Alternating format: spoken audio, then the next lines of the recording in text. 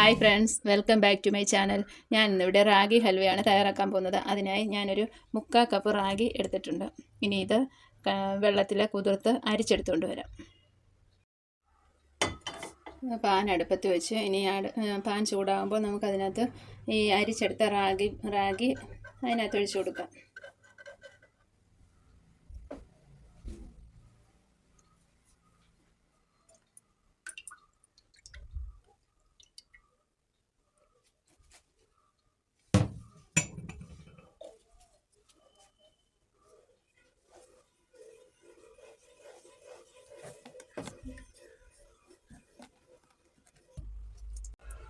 അപ്പോൾ ഈ റാഗി കൈവിടാതെ നമുക്കൊന്ന് ഇളക്കി കൊടുക്കാം.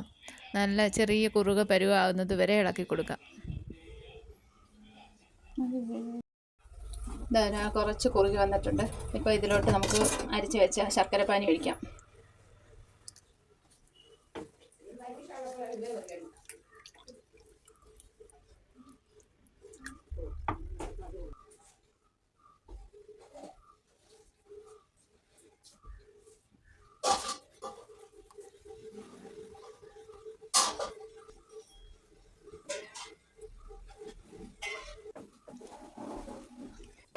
കൈവിടാതെ ഇങ്ങനെ ഇളക്കി കൊടുക്കണം, ഇല്ലെങ്കിൽ ഇതിടയ്ക്ക് കട്ട കുത്തിപ്പോകും. അതുകൊണ്ട് കൈവിടാതെ ഇളക്കി കൊടുക്കണം. ഇതിലോട്ട് ഒരു നുള്ളി ഉപ്പിട്ട് കൊടുക്കാം നമുക്ക്.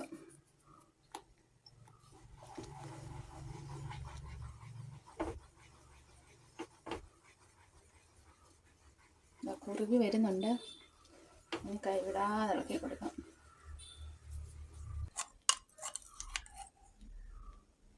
ഇനി ഇതിലോട്ട് ഒരു സ്പൂൺ നെയ്യ് ഒഴിച്ച് കൊടുക്കാം. ഇനി ഇതിനകത്തോട്ട് കുറച്ച് ഒരു 1/2 സ്പൂണ് ഏലക്കാപ്പൊടി ചേർത്ത്.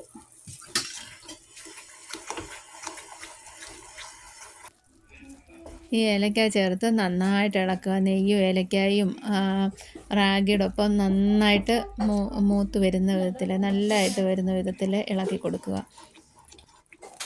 ഇപ്പം നന്നായിട്ട് അത് കുറുകി വരുന്നുണ്ട്. ഇനി ഇതിലോട്ട് ഞാൻ ഒരു പിടി കപ്പലണ്ടി എടുത്ത് നെയ്ക്കകത്ത് വറുത്തിട്ട് പൊടിച്ച് വെച്ചേക്കുക. ഇതിനകത്തിട്ട് കൊടുക്കുക.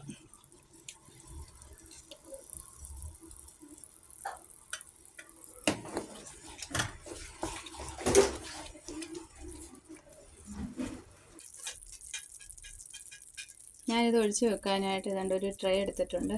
ഈ ട്രേയിൽ എണ്ണ തടവിയിട്ട് വെക്കാം.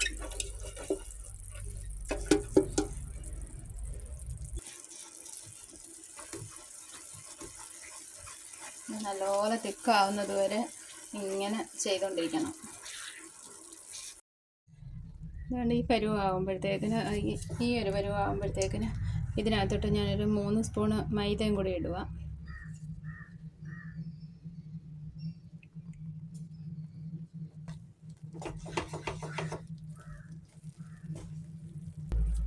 ഒരല്പം നെയ്യും കൂടി ഇട്ട് ഇളക്കാം.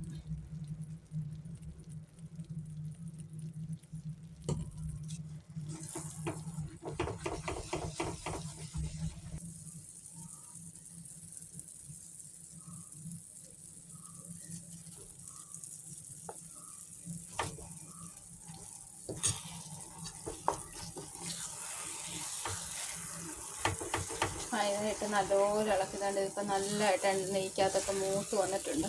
ഒരല്പ സമയം കൂടെ കഴിയുമ്പോൾ നമുക്ക് ട്രേയിലോട്ട് മാറ്റാം. ഇപ്പം പാത്രത്തിൽ നിന്ന് വിട്ട് വരുന്ന പരുവായിട്ടുണ്ട്, നല്ല തിക്കായിട്ട് വരുന്നിട്ടുണ്ട്. ഇനി നമുക്കിത് ട്രേയിലോട്ട് മാറ്റാം.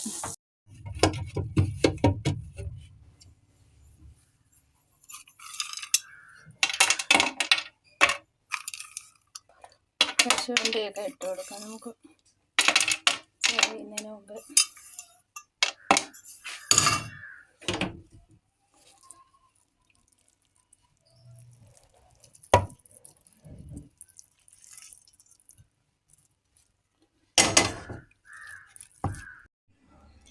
ട്രേയിലോട്ട് ഇത് മാറ്റിയിട്ടുണ്ട്. അത് ഒത്തിരി ട്രേ ഫുള്ളുമായിട്ട് വെച്ചിട്ടില്ല, കാരണം ഇച്ചിരി തിക്നെസ് ഒക്കെ വേണ്ടായോ. അതുകൊണ്ട് ഞാൻ ആ ട്രേയുടെ 3/4 ഭാഗമായിട്ടേ വെച്ചിട്ടുള്ളൂ.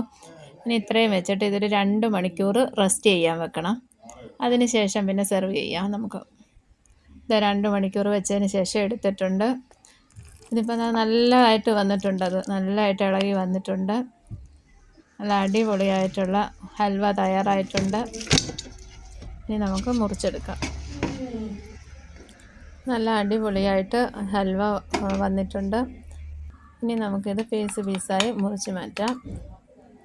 നല്ല സോഫ്റ്റായിട്ട് വന്നിട്ടുണ്ടിത്. അത് ഇളകി പാത്രത്തിലൊന്നും ഒട്ടിപ്പിടിക്കാതെ നെയ്യൊക്കെ പുരട്ടി വെച്ചിരുന്നതുകൊണ്ട് ഇളകി നല്ലതായിട്ട് വന്നിട്ടുണ്ട്. അപ്പോൾ ഈ വീഡിയോ എല്ലാവരും ഫുള്ളും കാണണം. എന്നിട്ട് ഇത് ട്രൈ ചെയ്ത് നോക്കുകയും ഫീഡ്ബാക്ക് അറിയിക്കുകയൊക്കെ ചെയ്യണേ. എല്ലാവരും ചാനൽ സബ്സ്ക്രൈബ് ചെയ്യുകയും ലൈക്ക് ചെയ്യുകയും ഷെയർ ചെയ്യുകയൊക്കെ ചെയ്യണേ. റെസിപ്പി ഇഷ്ടമായെങ്കിൽ അറിയിക്കണം കേട്ടോ. Okay, by.